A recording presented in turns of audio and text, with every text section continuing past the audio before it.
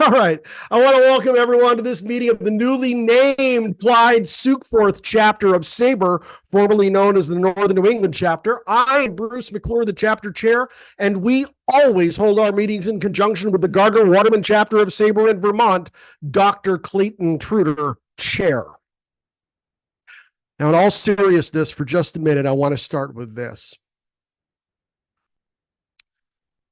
I want to take a second just to thank everybody for stopping by this evening, but I also want to take a moment to thank everybody for the well wishes, the check-ins, the emails, the little gifts, the niceties that I have heard from literally dozens of SABR members over the past few weeks.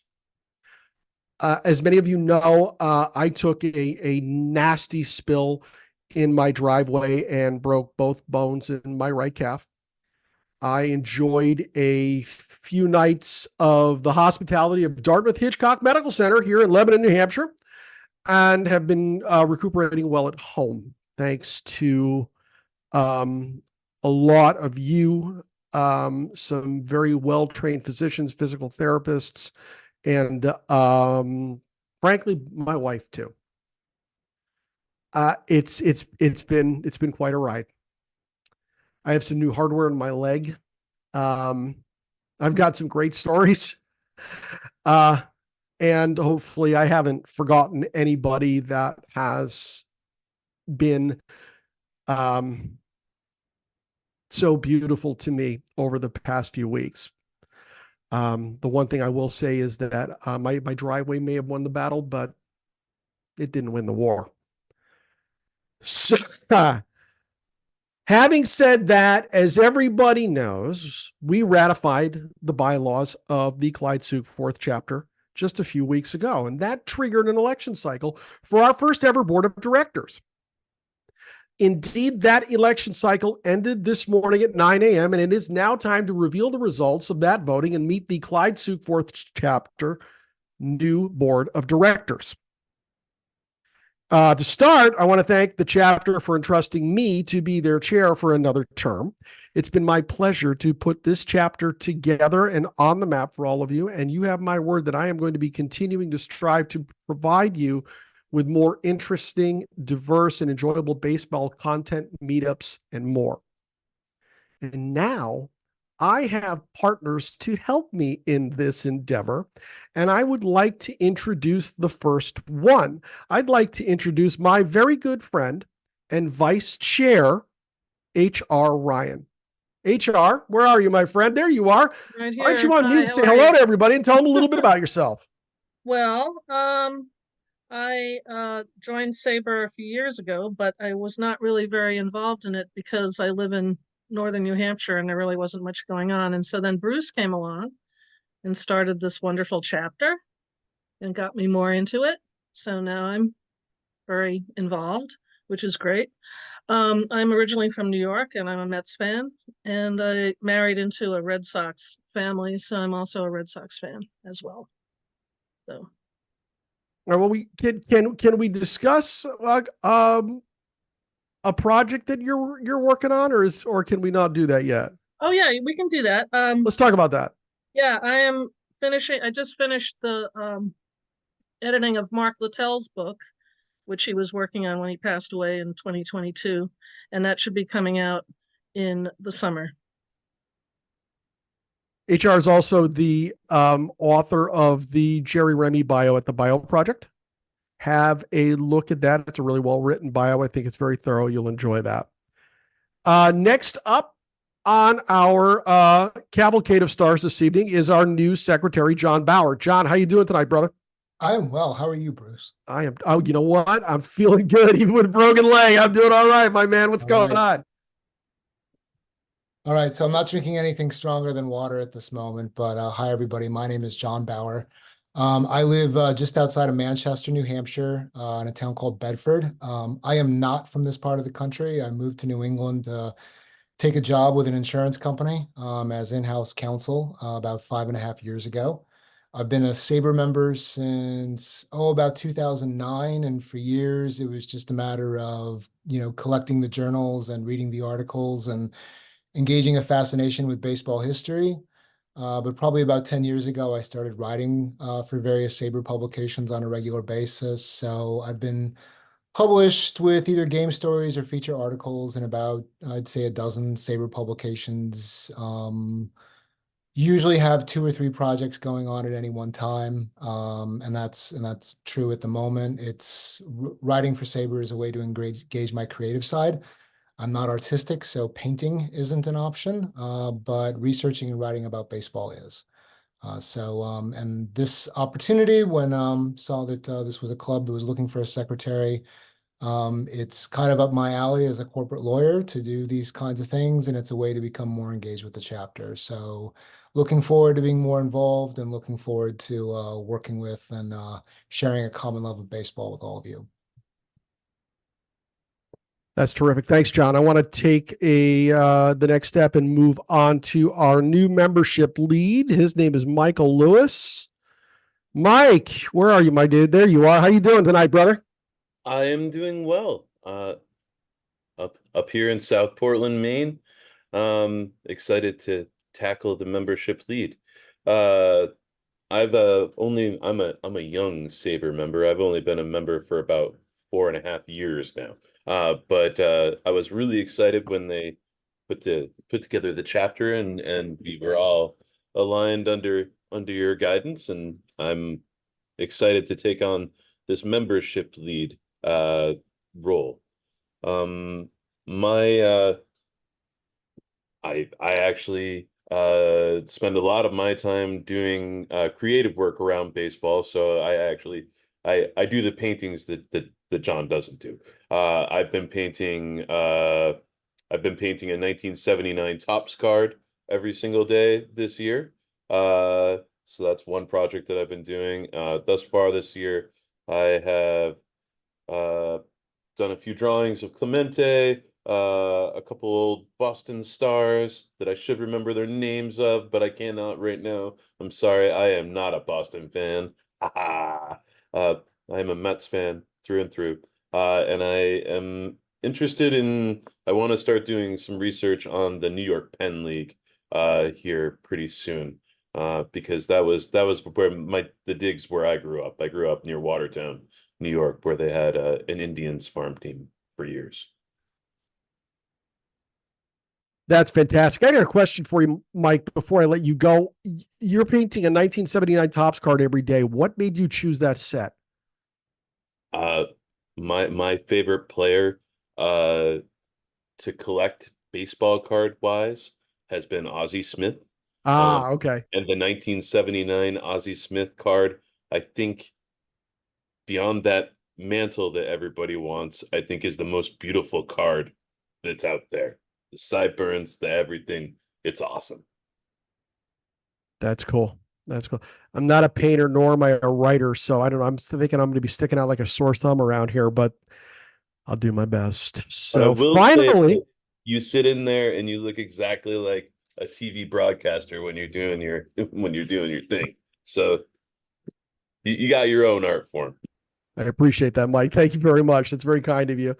So last but not least, I want to go to our new treasurer, and I've also appointed her. I took the liberty to appoint her not only the treasurer, but the chief medical officer of the Clyde Sukeforth chapter. Oh, God help me.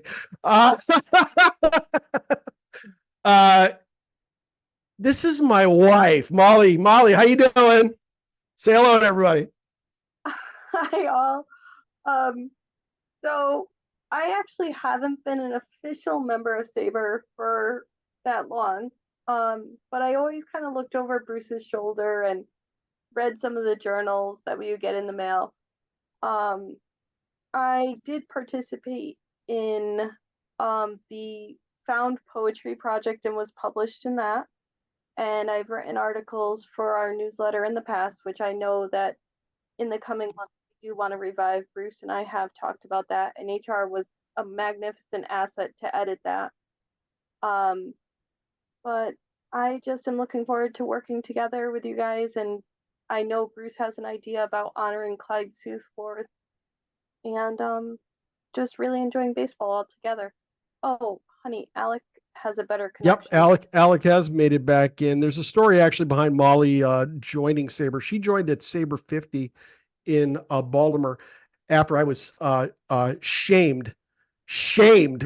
ruthlessly shamed by national leadership. Scott Carter, I'm looking at you. Honey, you forgot to mention that I was doing all the ADA compliant ball seats too. Scotty and I were on an escalator at Saber 50. We were doing whatever we were doing, and he turned around and looked at me and said, "You know what? Your wife's not a member," and shook his finger at me. And it was the next day that we signed her up. I figured I better not mess with Scott Carter, and that has proven to be a good move. Alec, you were trying to say something there. I couldn't understand because of your connection. So what's going on, my man? Well, I want to congratulate all the officers of the newly named chapter. And Bruce, I wish you all the best in your recovery. But I feel I must say that I believe that I do not know the bylaws as well as you do, but I think that you should have been placed on the injured list by, basically an announcement, a 60-day injured list or something like that. We can do it retroactively, but we wish you all the best in your recovery, like a transactions column, like they have in the MLB. So when the injury happened, it was my understanding that Saber placed me on the 10-day IL. I did get home in 5 days or so and was shelved for about 3 weeks until tonight. So I was activated yesterday this morning. I'm sorry. I was activated this morning at 9 a.m.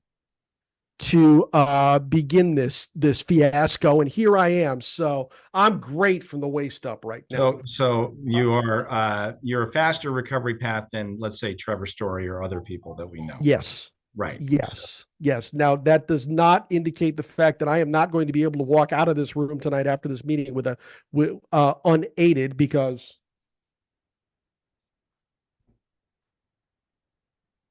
well, there you go. I would say, but I'm doing it. Half of Bruce adds value to any Saber chapter in any capacity, and 100% Bruce is even better. So we all are glad that you're on the mend, and obviously we're glad that the chapter has a great new slate with you at the helm. So it's terrific. I appreciate you. We have the I think the equivalent Seattle. I need to figure out a name. Actually, I won't keep you guys, but I would say, I think we should name the Seattle chapter after somebody, or the Puget Sound chapter. I say it's Seattle, but they did not. But we should think about like an interesting, like Ken Griffey's kind of half of ours. I don't know. Like the Mariners chapter could be a brush point. Sukeforth is good. Don't pick someone from today. That was a good call. Who managed the pilots? What was Fred Hutchinson? Fred Hutchinson? Was it Hutchinson? Well, he was back there. Maybe, yeah, I think so. I think he was the. I'm pretty sure it was him. I could be wrong. Joe Schultz, wasn't it? What's that? Joe Schultz? Joe Schultz. Yeah, it was Joe Schultz. That should be the Joe Schultz chapter. Your logo should be definitely ball for it. Yeah. Do we want to celebrate that? I mean, I don't know. Maybe. All right. I don't drink, it's food for thought. I appreciate the suggestion. All right, Absolutely. Joe Schultz. Fair enough. Duly noted. So I had originally intended on having Dick Kramer in this evening. Dick has had some technical difficulty. I don't see him on the chat tonight, but he has created a really cool website that I am going to show to everybody. And I'm actually going to do Dick Kramer some justice right now. And I'm going to read the introduction that I had written for him, because Dick is a giant among us in Saber. And I've had the pleasure of rewriting this introduction for Dick several times. Molly will tell you that I agonized over this for most of the day today, before the meeting today. And each time I wrote it, I thought I was burying the lead. So if Dick were here, unfortunately, he's had some technical difficulties, but we had intended on having a sabermetric pioneer with us this evening. Dick Kramer is the 2015 Henry Chadwick Award winner and was presented with the SABR Analytics Conference Lifetime Achievement Award in 2019. He's been a driving force in the statistical community for just about as long as anyone has been alive. He started analyzing baseball statistics in the mid-1960s, not long after graduating Harvard. And by 1969, he had discovered or reinvented a worthy metric now known as OPS. Now, Dick co-founded Stats Incorporated, has made innumerable contributions to RetroSheet, and is the author of When Big Data Was Small, My Life in Baseball Analytics and Drug Design, which is still available at Amazon or your local bookseller right now. And he has another fabulous creation to show the baseball world that I'm going to show everybody here tonight. And if Dick were here, I would have everybody give him a big round of applause, because he is, as far as I'm concerned, huge when it comes to SABR. Now, I'm going to just pop on the old share screen button here for you. There you go. I saw a couple of people applauding. And he has come up with this. Now, this is a portal that connects directly to RetroSheet. He uses his name, rdkramer3.com, is his website. And this goes back to last year. And as you can see, he has connected this to as far back as looks like 1917. So here's what you do. As an example, let's go to, I don't know. Going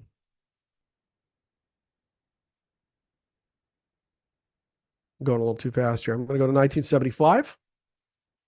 There's a reason I'm going to 1975. First team is going to be the Boston Red Sox. And the second team that I'm going to select here is the Milwaukee Brewers. Now, there's a point behind this that you're going to see in just a minute. We all know how RetroSheet works. It has an incredible amount of data that sometimes can be a little bit difficult to follow. However, when I click games played down here, it shows you all the games played in 1975 between the Boston Red Sox and the Milwaukee Brewers. It's a specific one I'm going to select for a reason you'll see in just a moment. September 14th, 1975. Molly would know why I'm selecting this game. So I'm going to select that game and hit go to game page. Well, hasn't done much yet now, has it? Sure will in just a minute, because there's two things that I can do here. I can go batter by batter and recreate the game.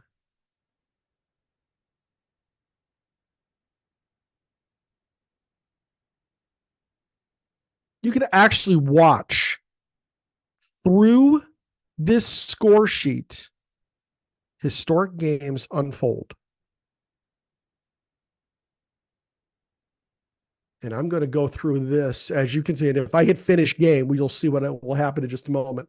I'm going to click through to right about here, where I saw Henry Aaron hit his last home run in 1975, number 745, against Bill Lee. He's still mad about that because Aaron came back in 76 and negated his opportunity to be a trivia question. He was hoping that Aaron was going to retire and he was going to be the guy that gave up Aaron's last home run, but he didn't. So if I click finish game, it'll finish it out. Boston wins 8-6. You can see how it works. It recreates every game going back to 1917 in a score sheet format. You can watch these games unfold and watch the turning point of games that you may or may not really know a heck of a lot about, but you know it was a historic game. That game back in 2004 that sent the Red Sox on their way to the World Series and the World Championship, where they were down 3-0 in the American League Championship Series to the Yankees. You can find game 4 of that series, watch that unfold right here, and see how your favorite players performed. This is a really, really, really, and you can go down a heck of a rabbit hole here. This is a really, really, really interesting tool for those who want to research certain games at bats. If you are one who wants to write for the games project, which is essentially the bio project here at SABR, only it's for games, this is a great tool to use to begin your research before moving on to local papers, sporting news, things like that. If you're doing any sort of research, I know John was talking about how he does some research and writing and whatnot. This might be a great place for you to start, but it is a really fun way to take a look at historic games from our lifetime, or even from prior to that. You can go back to DiMaggio's 56 game hitting streak. Let's recreate that, game by game, watch when the hits happened, the situation that was going on at the time that he got the hit to extend the streak. Pete Rose's 44 game hit streak, things like that. It's all in there. So this is a really cool way to look back at some of the history of whether it's your life or just baseball in general. Gary, you're up. Yeah, the score sheets array had several cells that were color coded. Did that imply that you can click on them and drill down for more information? So I'm doing this kind of on the fly because I had anticipated Dick to be here tonight. And these are not clickable. I hope you can see this screen. I should be sharing my screen again. Those are not clickable. But, well, to an extent, if you look, when it changes,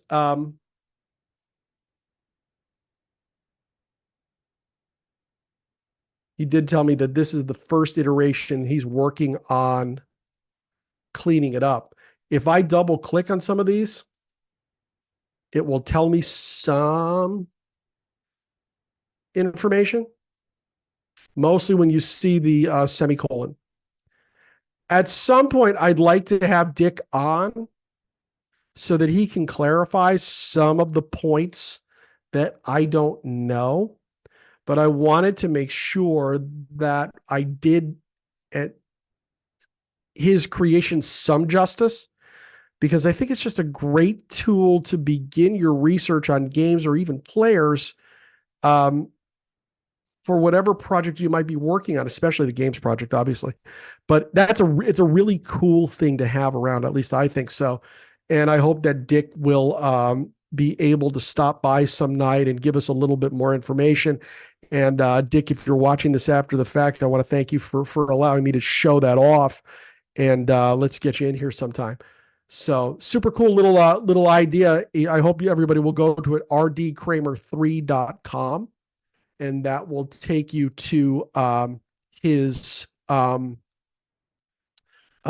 creation. Alec has a great comment in the chat.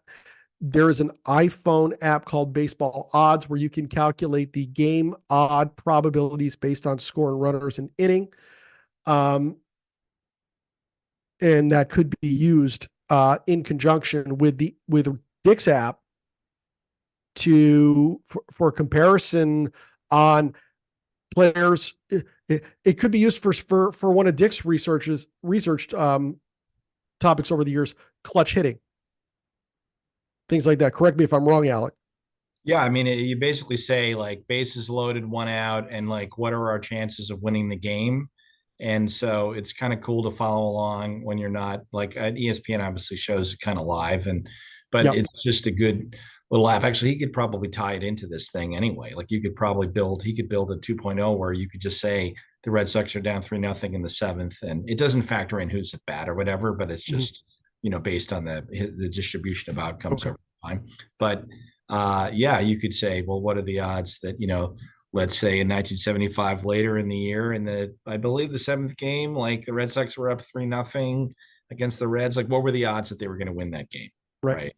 Anyway, that's cool. That's really, that was really interesting. As I said, some of his abbreviations, I believe, are a little bit off the off the grid. Like, I think you're W, like BB for me, but cool.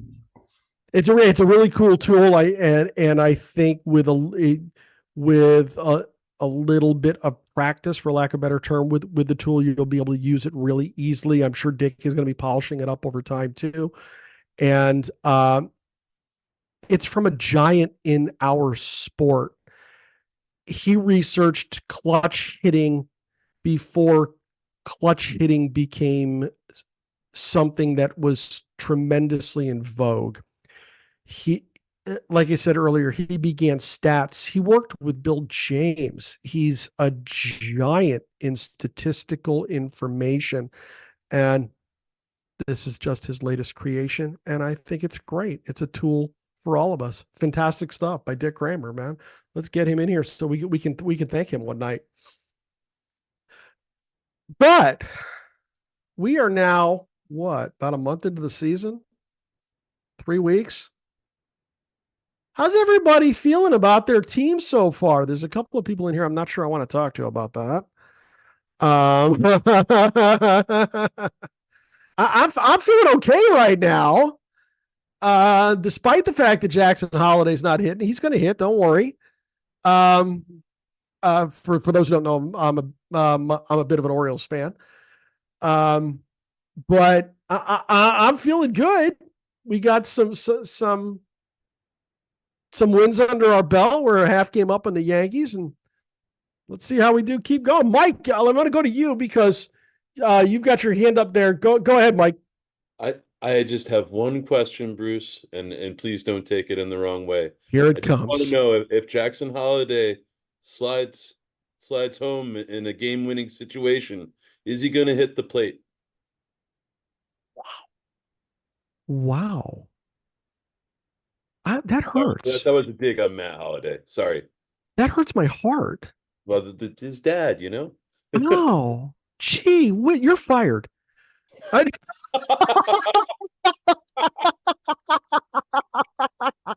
don't think that's in the bylaws, Bruce. I don't think you have the authority to summary terminations.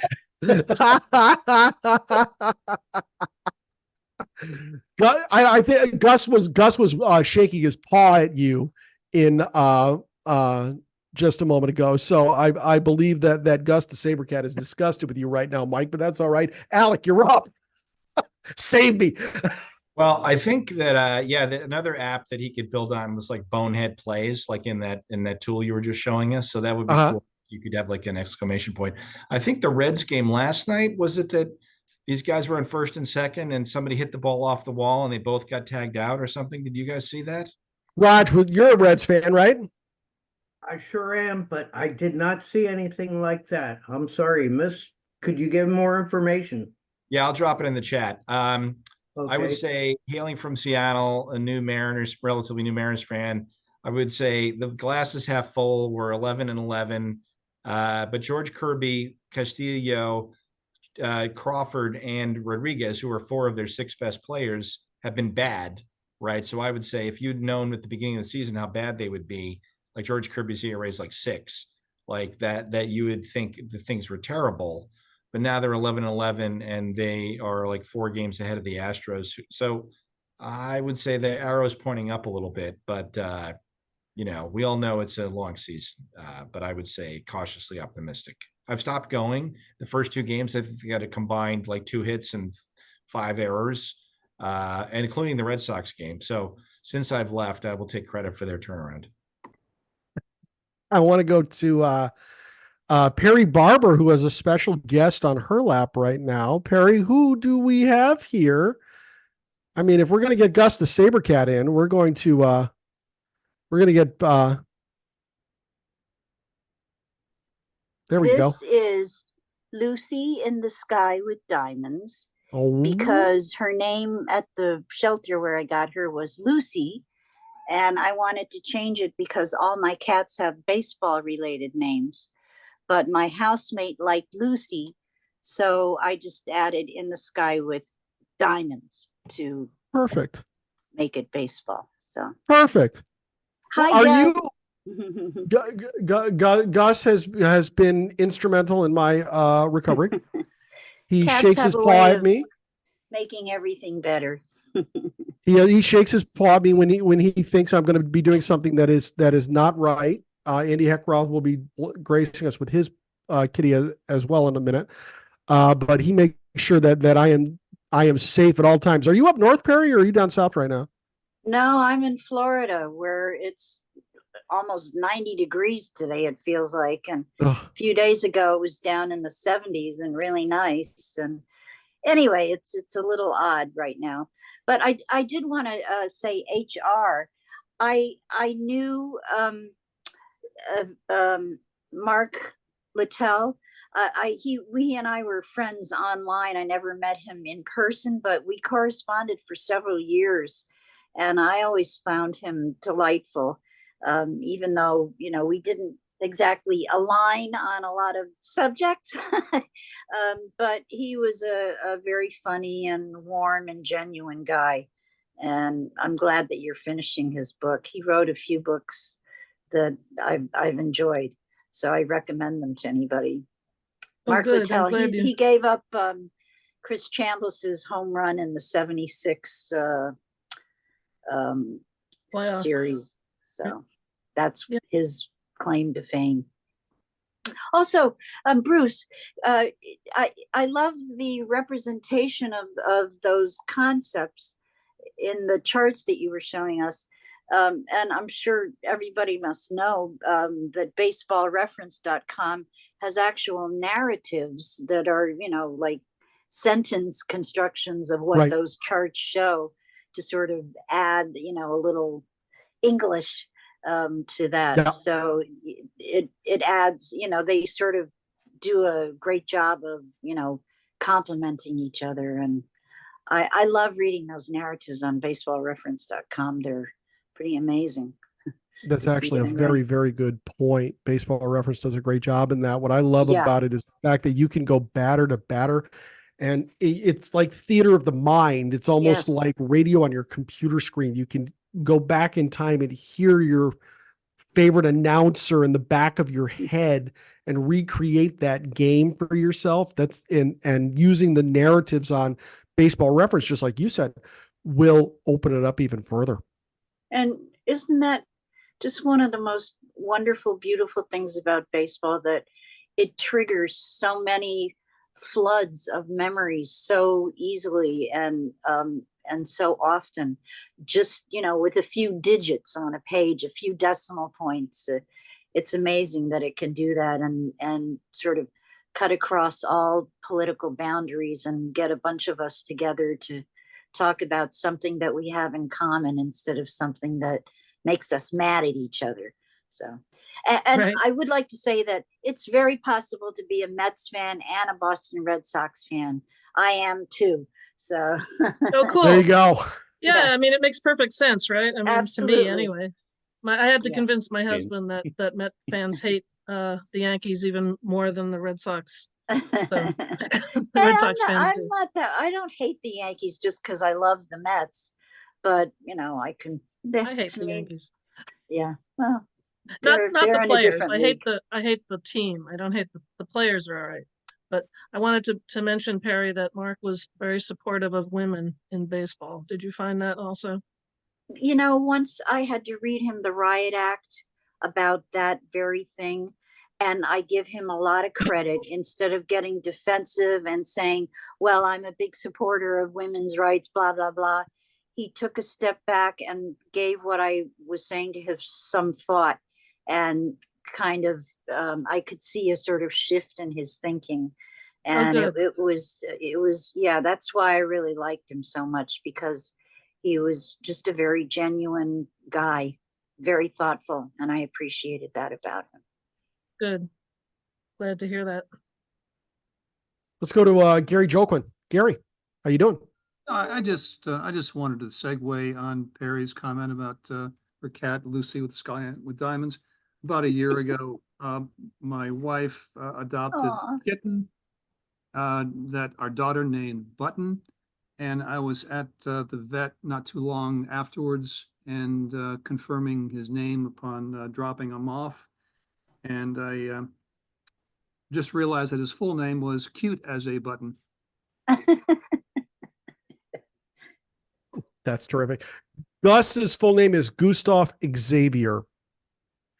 Molly's son Ian started calling him Gustav one afternoon. He looked at me, he said, well, does Gus have a middle name? I'm like, looked at him, I said, of course he has a middle name. You don't know his middle name? His middle name is Xavier. What's the matter with you? And the poor kid looked at me dumbfounded, like, I was supposed to know that? I'm like, no, you weren't supposed to know that. It's fine. I love that kid. Andy Heckroth, whose vacation I wrecked when I slammed myself down in the driveway in the backyard a few weeks ago. I think I owe Andy a couple of drinks if I could get to Seattle or to Minneapolis in August. Hi, how are you? Just been muted. No, yeah. How dare you break your like? No, I'm very happy you're right, doing right. I'm very happy you're doing great. Thank you. Great. I actually had a question for Perry, because I noticed on the in the background you have a framed picture of a picture. It looks like a female baseball player, and I'm just curious, who is that? Anybody want to take a guess? Can you see it? I can see it has a red cap, so it's not a member of the South Bend Blue Sox. Red cap, with pinkish uniform, Rockford Peach. Rockford Peach. Her name is Shirley Berkovich. Okay. And she played for a couple of other teams, but she was one of the youngest players at the time she got signed. And she was just the most wonderful, beautiful person. Her nickname was Hustle. And she was 85 years old, and I would walk alongside her and have a hard time keeping up. And I'm a New Yorker.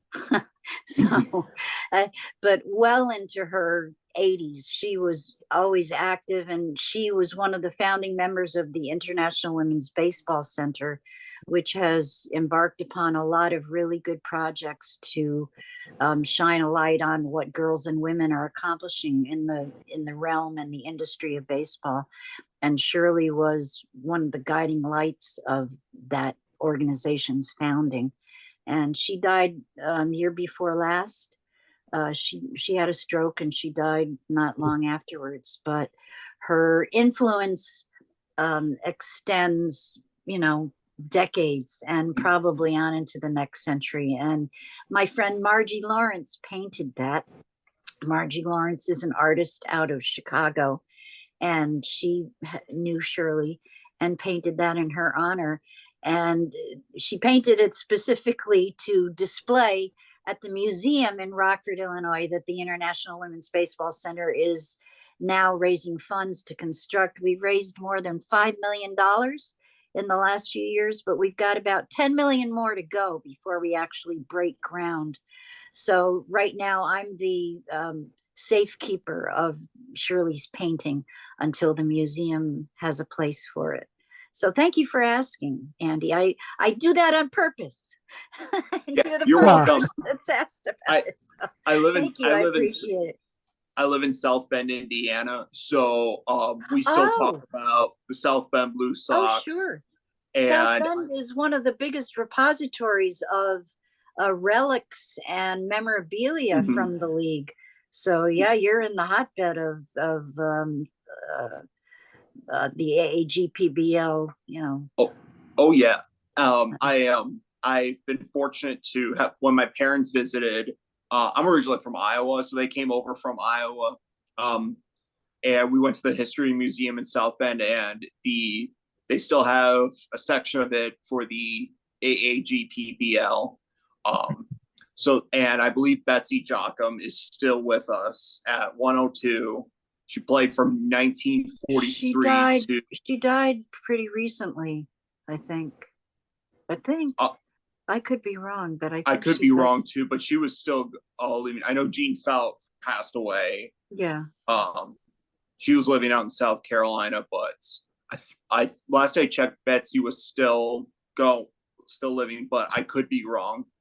Well, there aren't that many left. Their numbers are rapidly dwindling, so it's good that we cherish them and talk about them, especially the ones that are still with us. So thank you for asking about Shirley, Andy. Appreciate it. Of course.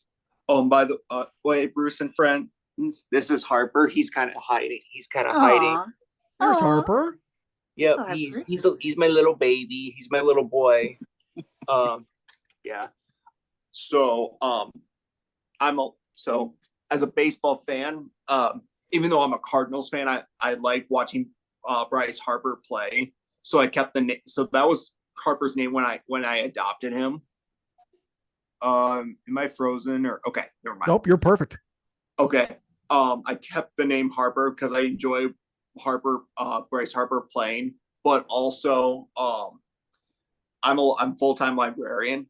So I thought of Harper Lee, the author Oh, that's perfect. of To Kill a Mockingbird. So I thought I'm just gonna keep the name.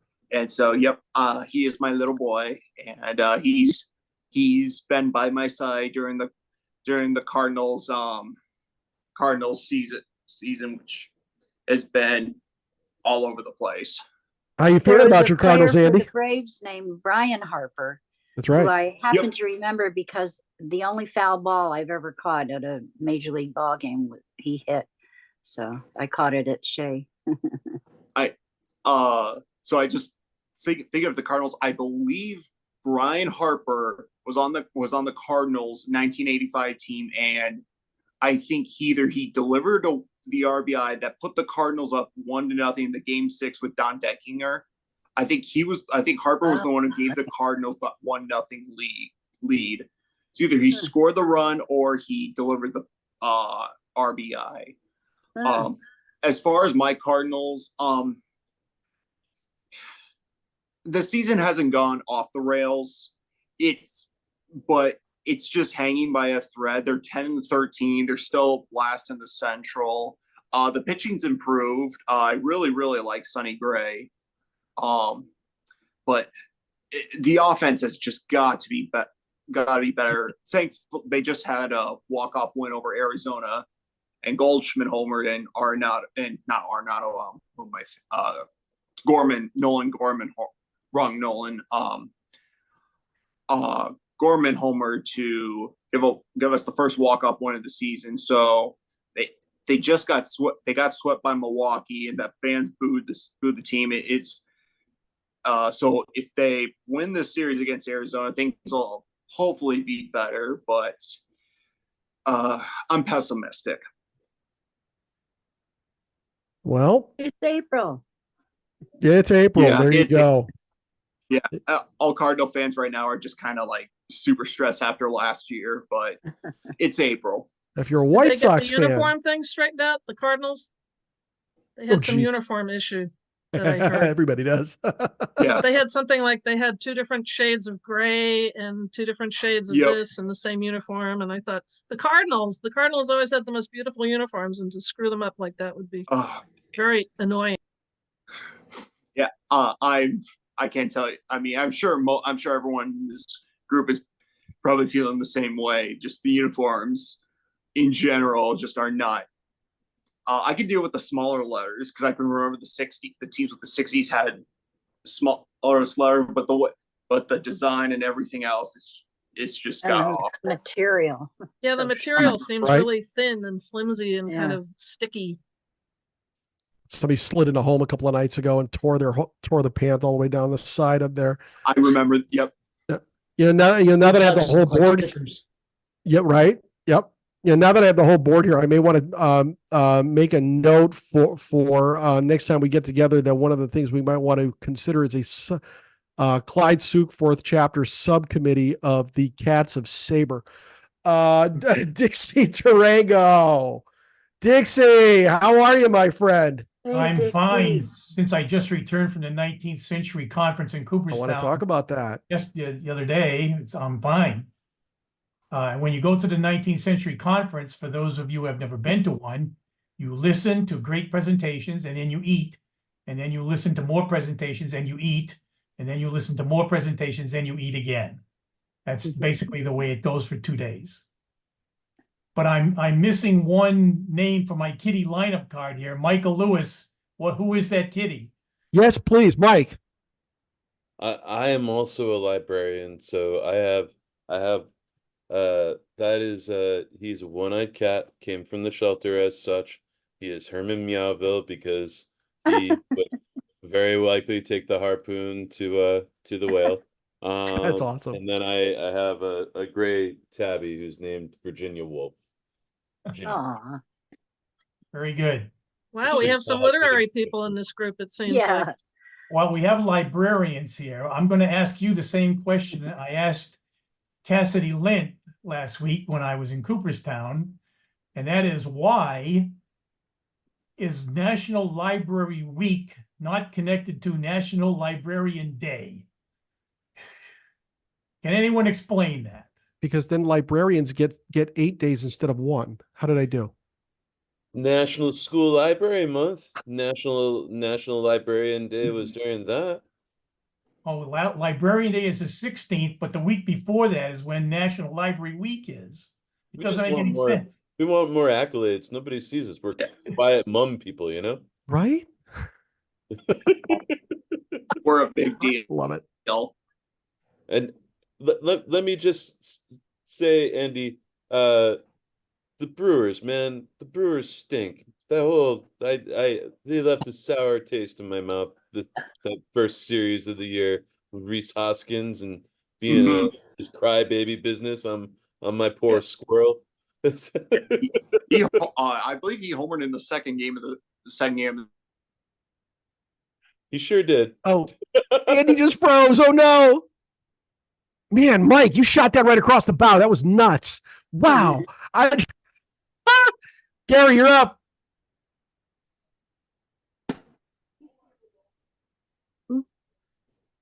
Get that man unmuted. There he is. There's been some baseball news in my vicinity, although I have to state the disclaimer that I have been totally immersed in the Denver Nuggets and Los Angeles Lakers playoff series. Breathtaking last second shot resolution last night's game. We have west of Portland in the suburbs in Hillsborough, an A+ minor league team called the Hillsborough Hops that we were concerned about losing. But the state legislature came up with $15 million to contribute towards helping them build a new A+ compliant stadium right next door to its existing site. So that's positive news. And I've got several friends in my geology club who are baseball fans too. So we're starting to go to games. In fact, we actually went up to Seattle to see the Mariners play last year, but it was unfortunately after Ohtani had been shut down. The Angels were going to be in town. And the other thing that's kind of interesting long-term that may or may not happen is that MLB is looking to expand with 2 new franchises to round out the number to 32. And the Portland, Oregon area is one of 4 being considered. And I just learned in January that we're competing with those other 3 organizations. And there's a pending offer to the city of Portland to purchase a 164-acre public golf course 1 mile from my home for $50 million to use it to develop a space for a new stadium. I think it would be fantastic if this happens because then I could walk to games. Nice. I love it. I love it. And now that we're talking about expansion, and Gary brought that up, I'm going to do a little something impromptu. Dewey Jones is on the chat tonight wearing a spiffy hat there. Dewey, do me a favor and unmute, my man.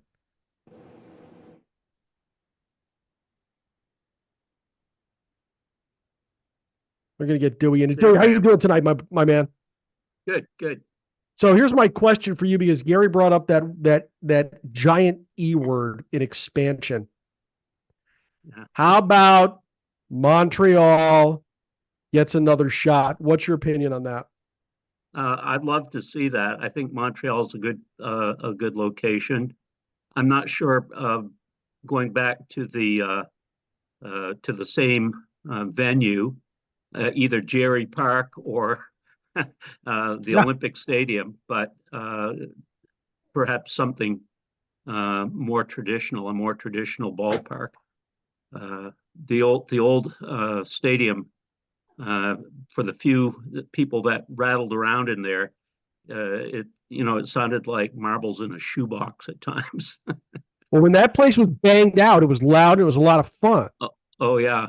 My kids loved Yuppie, and it was Tommy Lasorda, on the other hand, did not love Yuppie.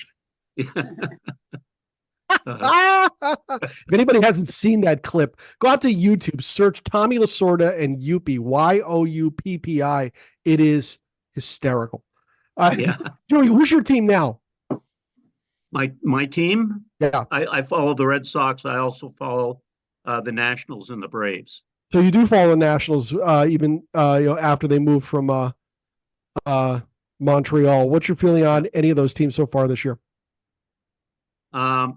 I think the Nationals are making some good progress, development. I think they might be a click behind the Red Sox, or maybe even with the Red Sox in terms of bringing up younger players and drafting. So I think the Braves are the ones to really watch, though. They're pretty fun, a lot of excitement. Yep. I think the Sox have surprised me with their pitching, and I've been pleasantly surprised. I went back and looked at 1984 when Roger Clemens was a rookie, and his first season, I think he went 9-4 with over 4 earned run average, and so Bello, I think, can make some progress if he takes the next step like Roger did. And of course, Roger went on the disabled list with a forearm injury, and I guess, and had surgery, and hopefully that's not going to happen to Bello. But anyway, I think the Sox are doing okay for who they are. I think for who they are, okay. they're they're rebuilding, and nobody likes to use that term in New England, I guess, but it is what it is. I mean, they could go out and sign somebody to replace Casas. I guess he's going to be gone now for, they said, extended period because of an injury to his ribs. And so I'm not sure. I think somebody suggested that they pick up a guy that the Cubs just released, who strikes out a lot too. So Dahlbeck's going to be the first baseman, I understand, for the foreseeable future. But Ref Snyder's a decent utility guy, and he might fill in there. So, all right. So before we go any further, we have a special guest that just popped in. Dick Kramer is here. You made it, my friend. How you doing? Good, Bruce. Thanks for the invitation. So, I didn't realize until this morning that we're kind of intertwined a little bit more than I thought, because you and I have a very good mutual friend, Dan Evans. Right. And what I did know prior to this is that, and I'm not going to reveal it exactly, but you live in my hometown. East Hampton, Massachusetts. Yeah. I am from East Hampton, Massachusetts. I lived on the other side of town from you in New City. I think I emailed that to you this morning when we went back and forth. And my dad used to say, as the world gets bigger, it gets smaller, and it's the darndest thing. But when you watch this on YouTube, you are going to see that I gave you quite a build-up, because you deserve it. Thanks. As I had mentioned earlier, Dick is a giant in the statistical baseball world. He is a co-founder of Stats. He has worked with Bill James. I'm repeating myself, but that's okay, because it's Dick Kramer. And Dick, And I we all did did show, give him a big round of applause. yeah, you know what? Yeah, yes. Thanks. Yes. I did show off your website because I figured you were having some technical difficulties trying to get into the Oh, so I'm going to show it off again, and you can help me with some of the things that I made mistakes on. And Raj, do not let me forget. I'm going to you before we get out of here tonight. All right, brother? So let me get myself started. Look at me go. It's like I know what I'm doing. So Dick, what I did was, and you can stop me from babbling anytime. I did talk about how you select teams in games. I used the first game I went to at Fenway when I saw Henry Aaron hit number 745. But could you expand on how you came up with this website? We all know it came from Retro Sheet, but could you expand on it a little bit? well, it just seemed like an idea, something to try. It was, I've done a lot of programming, but programming for the web is really quite different. So I had to, actually, it took knowing something about 4 different languages to get here. But I had this part of it, the part where you select games, I actually had outside help. It came from Pakistan, interestingly enough, but that's what an agency put me in touch with. And he did this sort of straightforward business to my specification. He doesn't know baseball. You don't need the second team actually, but okay, let's see what's here. What I was trying to do is come up with one certain game. Okay.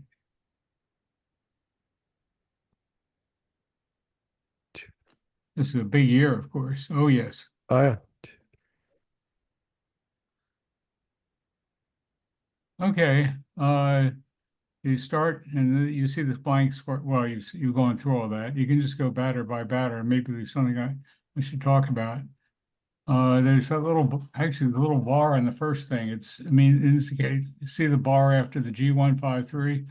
That shows you that somebody put a comment in there, and there it is. Of course, these are all recorded by individual Retro Sheet volunteers, dozens, I'm sure, over the years.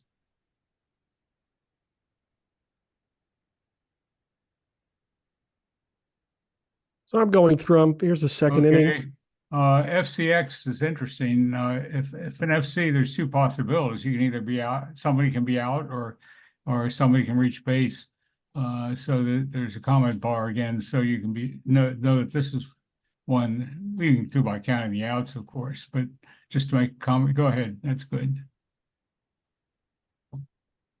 There are a lot of little things you have to do to make the scorecard behave. You don't say anything about the home run.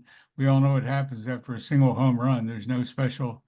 But the king, again, the king bar has something after it. Okay, telling you how more details about the home run. Yeah, scroll it down and So the more comments. So You these remember answer that? questions that I couldn't answer earlier. Do you remember that what you said was your first game? Did you see that happen? My first game that I showed earlier was from 1975 when Henry Aaron hit his 745th Oh, home run. okay. Okay, this is a different. Gotcha. Go ahead. Yeah, gotcha. Bill Lee still talks about that when you get a hold of him.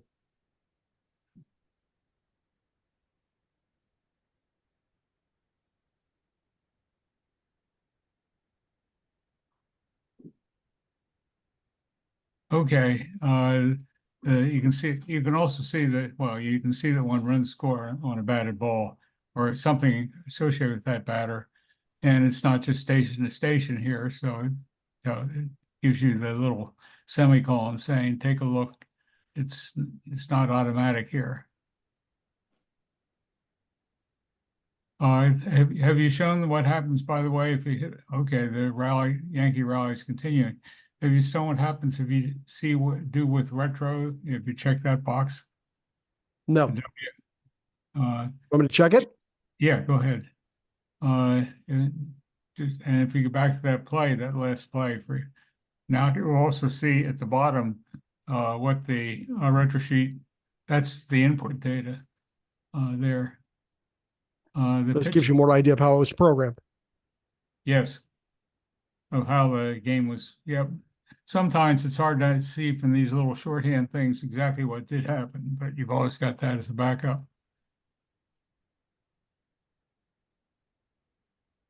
I encouraged everybody to go to this who might be wanting to do something with the games project as an effort to begin their research so they could watch the game unfold right in front of their eyes to get a kind of a feel for what happened that day, and then go out to pages, your sporting news in your local papers and things like that to begin the process of researching the game and coming up with the game project essay.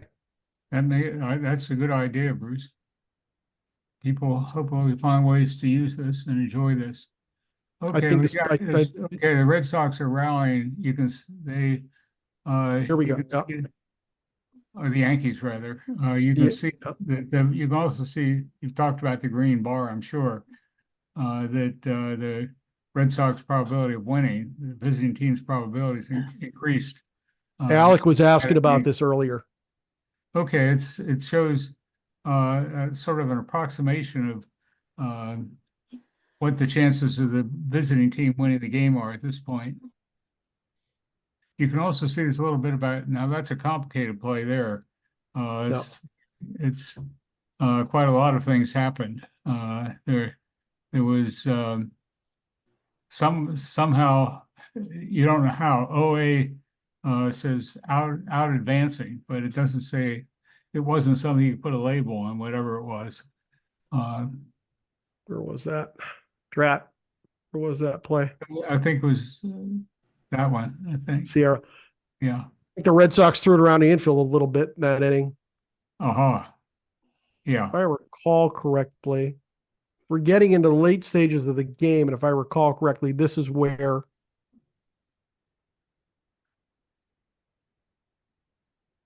this would be game 4 when the Red Sox. Oh, right. This is the famous, of course, I remember that game. Okay, there you've got the Roberts' pinch runner tying up the game under the one. There it is. Yep. Yeah, the run scoring one. So there's the stolen base. Right. If you click on it, you can see the stolen base. If you click on the run scoring play. Roberts at pinch runner for Boston, steal of second, runner on second scores because Miller brought him in. And then Minkiewicz sacrifices Miller to second. Right. And it looks Damon like reaches on the error.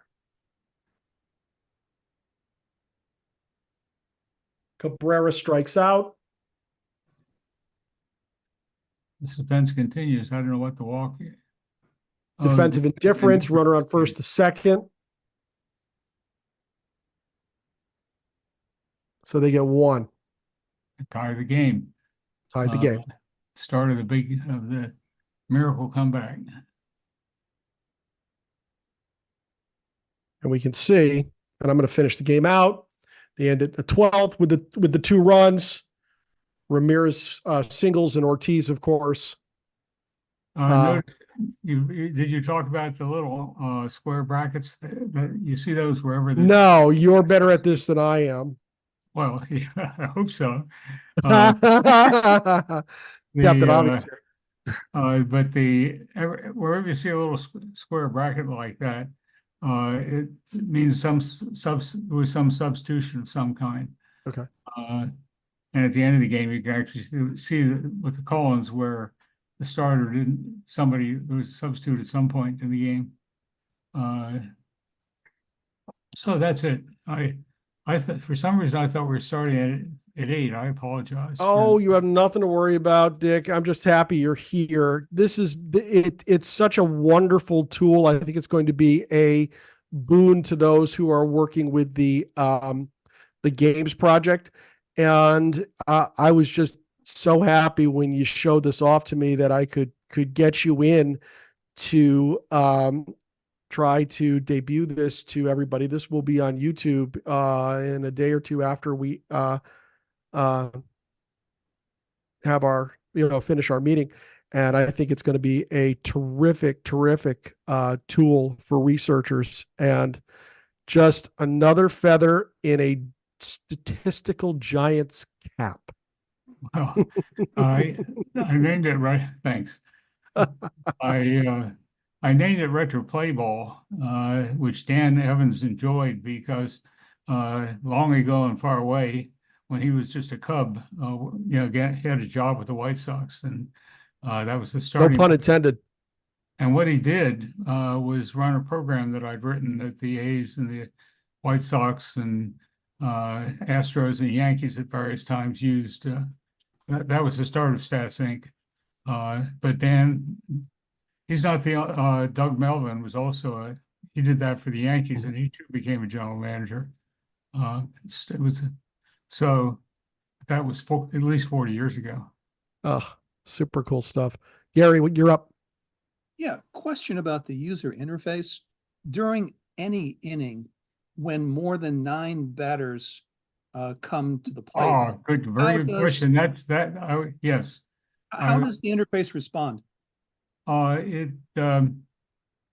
Actually, if there was an example in the game that I mentioned to Bruce. There's a 10-man inning. What happens is the boxes don't change much as it'd be the same case with the written scoreboard. You put down a little line in the middle, and that's what the program does. It uses I don't know what you call the squiggly brackets. So it just appends the data from the first at bat and the second at bat. Yes, exactly. In the same square. Between. Yeah, That's cool. exactly. That makes sense. Heather, you're up. Oh, yeah, I just wanted to say, Dick, that I am one of those people that likes to read old box scores. So this will be very, very entertaining for me. Right up my alley. In the note I sent around, I sent it a lot of people I thought would be interesting. It just got released, and Bruce is one of them because I've been attending these sessions. And I close that by saying, I hope you enjoy this as much as I do. Thank you. But it makes RetroSheet accessible. It's and reusable. Yeah. Yep, I agree. Definitely. And I want to go over to Roger. We're going to have Roger's comment that he wanted to bring as we were talking before Dick came in. Raj, you are last up this evening, and go. I wanted to talk about the Reds. At the beginning of the year, there was a lot of optimism and talking about how much depth they had and where do they play all these young players. Right at the beginning of the season, we lost our second baseman, third baseman, and center fielder for the year, or most of the year on all three. We're hanging in there, 12-10 so far. You're winning tonight too. I'm a Phillies fan, so I can tell you they're winning tonight. Yes. Yes. And also, someone on this is a Toronto fan. I wanted to know how Joey Votto is doing this year. He started on the disabled list. Is he playing at all? No. Okay. No, I can tell you he's not. I read something about him earlier today. No, he's not playing yet. Sometimes you got to know when to quit. Well, you know what? More power to him. Maybe he's got 100 at bats in him for a little swan song with his hometown team. That way might be nice. Hope he does well. So do I. So do I. He's a salt of the earth guy. He's all portrayals of him are he's a good guy that deserves a little bit of a shot with his hometown team. I mean, why not? He's not embarrassing himself. He just wants to go out and play. He wants to have one more day in the sun, just like we all would, Okay. Thank you. Of course. All right. This has been terrific. These conversations are great when you can just sit around with a bunch of baseball fans and have these conversations about your team, history, Dick's fabulous website, all of these things. This is what SABR is all about. We do the research. Sure, we have the content creation. Sure, we have the content consumption. But in the end, we're a baseball club. We get together and we talk about the game that we love and we experience on so many different levels. And this is exactly what took place tonight. I want to thank everybody for joining us this evening and doing just that. Now, we're going to get back together at 7 p.m. Eastern Time next Monday, April 30th. That is April 29th, for some brain benders, some immaculate grid. It's going to be trivia night. We're going to have a good time with that. It's one of those free-flowing sessions like we had tonight next week, but with a little bit more trivia mixed in. The link is in the SABR events calendar, and I'll be broadcasting that out in the coming days. Now, don't forget to follow us on social media. You can find us on Facebook and X at SABR MENH, and you can connect with me on most social media channels at Bruce McClure NH. Like our channel and hit subscribe for alerts for our weekly videos. And if you or someone you know is a baseball fan that wants to join SABR, I urge you now to go to our website, sabr.org/join today, to find out how you can become the latest member of this worldwide club with over 7,500 members strong. So, like I say, I want to thank everybody for coming out this evening. Let's get everybody out of here so they can go put their feet up, watch a little baseball, enjoy themselves. And we're going to see you next week. So for the board, for everybody here, have a good night, everybody. Good night. Good night. Thanks, Bruce. Thanks, everybody.